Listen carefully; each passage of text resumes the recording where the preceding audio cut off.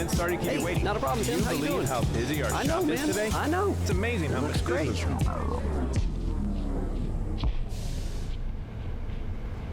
What Tim doesn't realize is that his service department could be a lot more efficient. For example, Frank tossed away some technician recommendations because he thinks they're too costly. And look at Mike. He just upset this customer by misquoting repairs. Even his lead advisor let this customer leave without recording any recommended or declined services.